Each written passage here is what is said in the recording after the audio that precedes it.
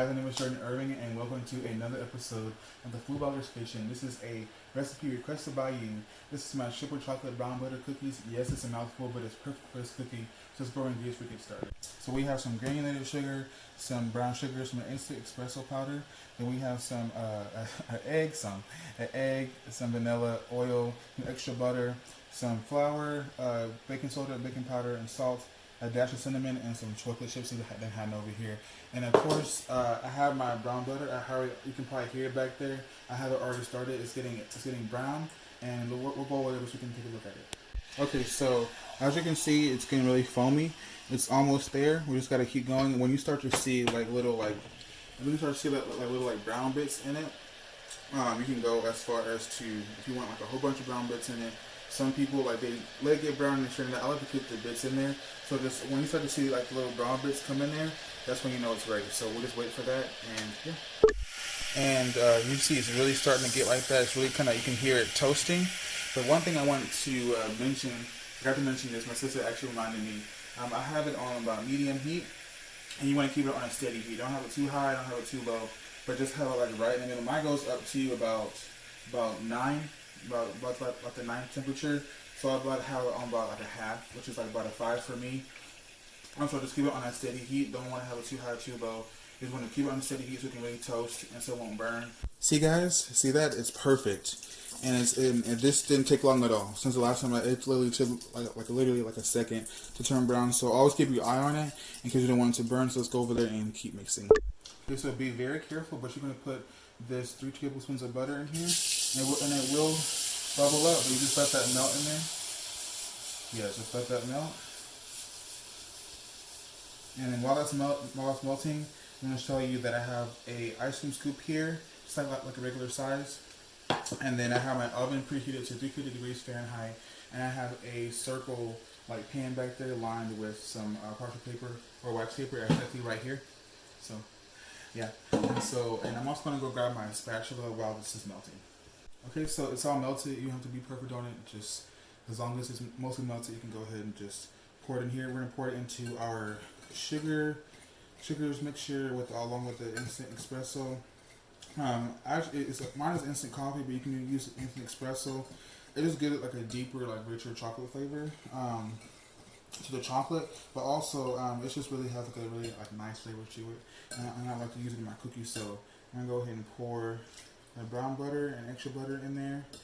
And when I was testing this recipe, I realized that I needed that extra butter just because when I mixed it, the dough was actually kind of dry, and I was like, okay, I needed to add some more butter or something to it. But also too, I do have a little bit of oil just to make sure it's nice and kind of somewhat moist on the inside. It's a cookie, it's gonna be chewy, but you don't want it to be dry either, like a brick. You know what I'm saying? And so now we're going to, that's perfect. This is not wrong. Look at this, come here. Look, this is not wrong, okay? This is how it is. This is how the brown butter reacts with the brown sugar, so that's perfect. So we're gonna add in our oil, vanilla, and egg in there. And I'm just gonna mix this up. Okay, so now, this is important part. I want you to pay attention. So as you're mixing this, get close, come on. Watch me mix this. So you see how it's one color now?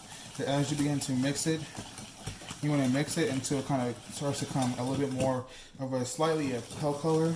You don't want to add too much air into this.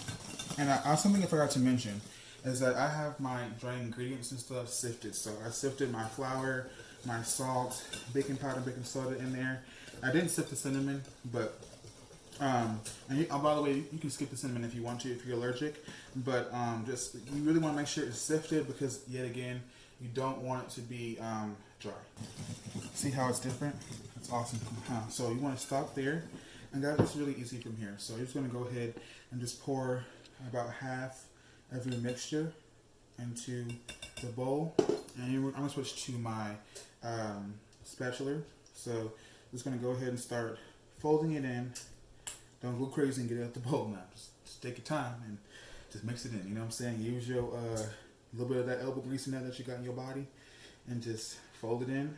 Trust me, it's going to come together. And also too, what I do want to mention is that you do not have to refrigerate it. But let's say your guests are not coming until like 5 o'clock, and you start baking around like 11. Just put it in the refrigerator, covered with plastic wrap, tightly covered, and then just scoop some out and bake them. They will bake. Excuse me. They will bake for about 12 minutes. So, and if they seem like they're like a little underdone, just put it in there for like a few more seconds, like 30 more seconds. But they should take anywhere from like 12 to 13 minutes. Okay. So I want to go ahead and get this mixed in. Just press it in there. You can do that too, but go ahead and do that like that. And sometimes I need some extra milk.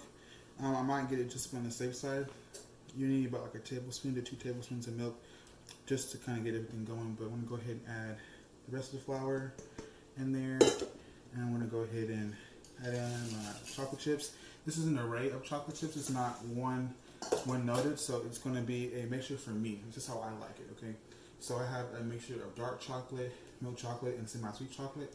That's just what I love, but you can use whatever you want to use. You can use like 60%, whatever that you got on hand. I'll just like the different kinds of flavors just because one's dark and one's like really rich and one's kind of like in between those two.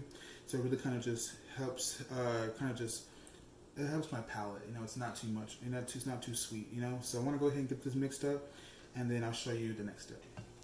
It's coming together, but I'm just going to put a little bit, actually looking pretty good. I'm just going to put a little bit of milk in there, just a tiny bit. This is 2 tablespoons in here. I'm probably going to use about half of that, just because it's looking a little better. It's a little hot in here, so that's probably like why, but I'm just going to go ahead and really get in there. You said elbow grease, you know what I'm saying? God didn't give it to you for no reason. Use it. Come on, man. Get in there.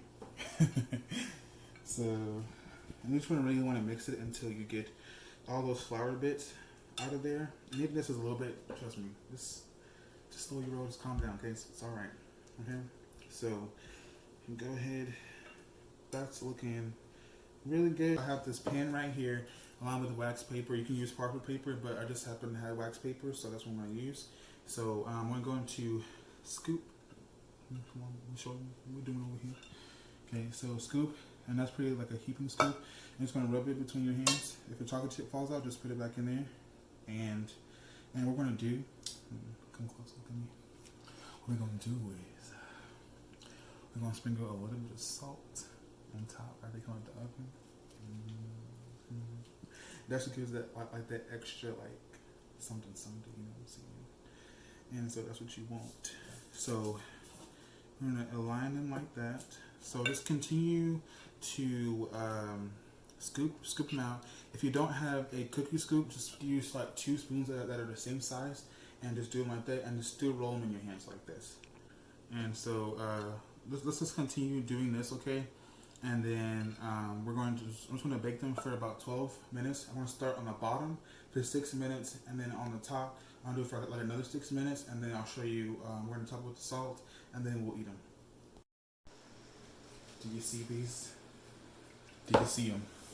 Zoom in. Take a few seconds to take that in, because whoa.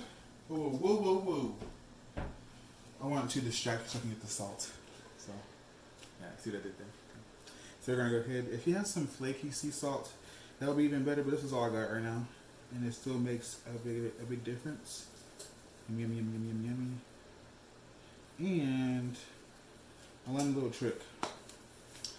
I took some chocolate chips from the cookie dough, and so I'm gonna put some inside of the cookies to kind of give. Whenever I take pictures, they will be. You can see some of that meltiness inside of the cookie. This one has a lot. I'm going for that one probably.